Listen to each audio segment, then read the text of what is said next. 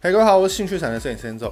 那2024年呢，算是相机市场奇幻的一年，就是这些高阶的随身相机，像是 GR 或 X100系列呢，都涨到一个不可思议。那也是因为就是现在越来越多人知道说，这些随身小型相机拍起来超级好看，然后加上它原本的定位呢，其实不是这么的大众化，就导致于说它的产能根本不足，产能不足的情况下就会导致缺货，缺货的话呢就会出现炒价格的动作。那这就是目前我个人以我长期在摄影市场来说的话，我会觉得这是一个很特别的一年。我相信很多相机店也会傻眼说，哇，今年你知道我看他们那个 GR 的订单量就是真的是爆量，根本就是消化不完的样子。大家可以再稍微等一下，或许之后产能会变得比较好，大家就可以买到比较正常的价格咯。那接下来介绍呢，就在我手上的 GR3 HDF。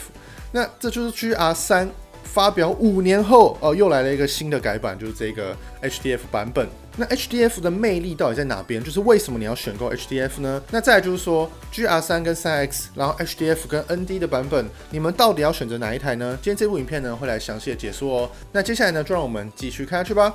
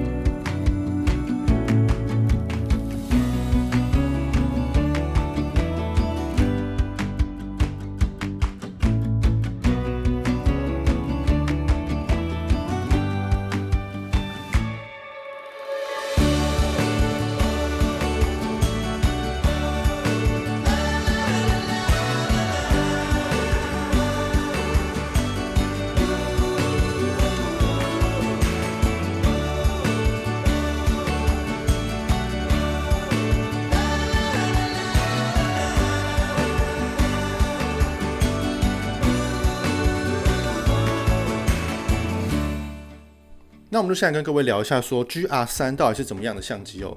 它就是一台这么小巧，像一台 CCD 大小的卡片机，但它里面呢是一个 APS-C 的感光元件。然后 GR3 的话呢，配上的是等效 28mm f2.8， 然后如果是 3X 的话呢，配上的是等效 40mm f2.8。这就是这两台相机的重点差异。两台都是定焦镜，两台都是 2.8， 但是焦段呢有一点不一样。那这个焦段不一样的选择方式呢，其实很看人。我会建议你可以在你的手机尝试看看用40mm 或是 28mm， 看你比较喜欢哪一个拍出来的视角。因为这个相机呢就是定焦，虽然有内建数位裁切啦，但是多少会减少画质，所以我个人认为我还是平常比较不会去开它的数位裁切啦。那这一台 HDF 就是最新上市的这个版本呢，它就是内建了一个高光扩散滤镜。那很多人会把它叫做是黑柔，那其实它跟黑柔呢确实很像，但是官方并不是这样子去做名称的，所以我们这边呢还是叫它 HDF。那我们直接来看实拍差异会比较快一点。那我们可以看到说，在逆光的时候呢，可以非常明显看到高光的地方呢会整个晕开的感觉。那中间调跟暗部呢，其实没有什么晕开的感觉，画质还是很好，所以很符合它的名称，就是高光扩散滤镜。它真的只有扩散高光，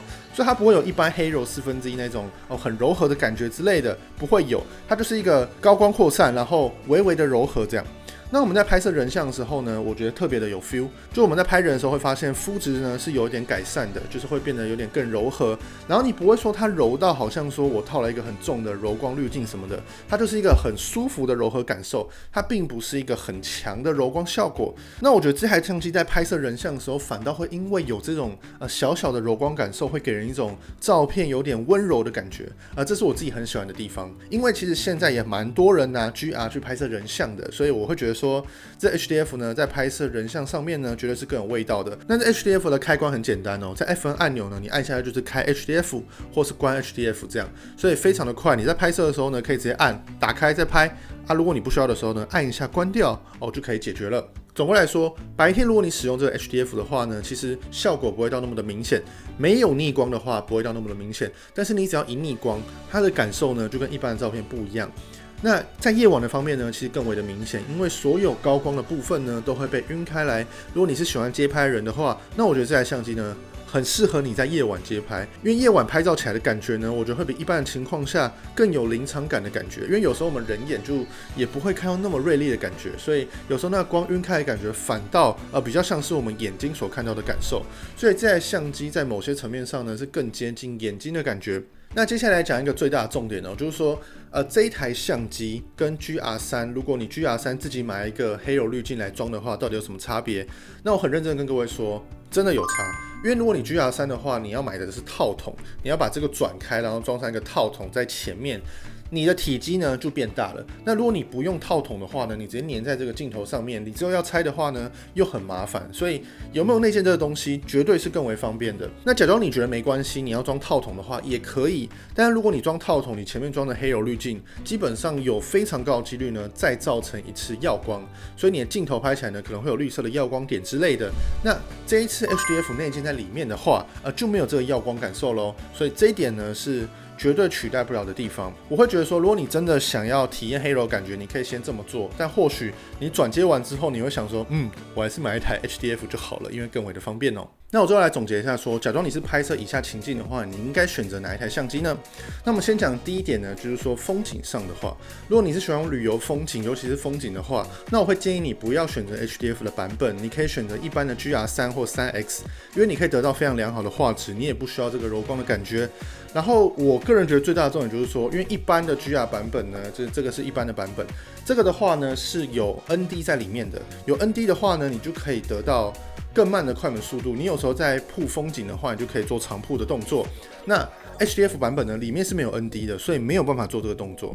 所以拍风景的话呢，我会比较建议买一般的版本这样。那第二个，假如你是拍人像的话，那话不用多说，绝对是买 HDF 版本，因为你不太需要 ND 的功能，你需要的呢就是把人像给拍得好看，有电影感之类的。第三点哦，就是假如是你喜欢街拍的话，因为 GR 其实就是一个街拍神器。那我个人觉得非常的两极，就是喜欢街拍的话，到底要 HDF 还是一般版本的 ND 呢？非常两极，我个人觉得都可以，要看你的习惯。只要你跟我一样，我喜欢在白天有时候放慢快门，我需要 ND 的话，那我可能还是会买一般的版本。但是如果你今天是喜欢就是快拍，你不太去做这种 ND 的动作的话，那 HDF 版本呢会更适合你，因为你基本上都是随手拍，你不会上脚架，你不会刻意的慢快门。那 HDF 版本呢，偶尔可以让你制造柔光的效果，尤其是夜晚的街头的话，那我觉得这台相机呢会更适合你哦。总的来说，就街拍的话呢，很看你的题材啦。如果你都是习惯手持解决一切的人的话，那我个人觉得 HDF 版本比较适合你哦。那以上呢就是今天影片的全部。那我会建议各位，如果你想不清楚的话，就每一台都买一台，没有啦，开玩笑。但就是我自己的话呢，是觉得不同情况用不同的相机会得到更好的体验。那如果我今天真的要出门出国的话，我会带的呢可能会是 HDF 的版本，因为我个人蛮喜欢这个内建柔光效果的。那如果这部影片对你有帮助的话呢，欢迎帮我按赞、订阅、分享、打开小铃铛。我是兴趣产的摄影师Enzo，谢谢各位，拜拜。对了，等一下，各位先别走，跟各位说一个很重要的事情哦，就是因为我前面说过 GR 的价格算是有被炒起来，所以 FB 上面有一堆 GR 的诈骗，也有 X100系列的诈骗。你只要看到 GR 二手价可能低于3万的话，那它有高几率是诈骗，高几率而已，不是绝对。但是基本上3万内应该都是秒杀啦。假如他今天卖一台 GR 2万6，然后拍照拍一拍，看起来是真的，那基本上那个都是假的，所以大家要小心一点。买相机一定要面交，面交测试完之后再给钱，绝对不要给什么定金之类的哦。卖相机没有缺那一点定金啊，真的是面交是最为保障的。这不管是对卖家跟买家呢，都是更好的事情。好，就这样，拜拜。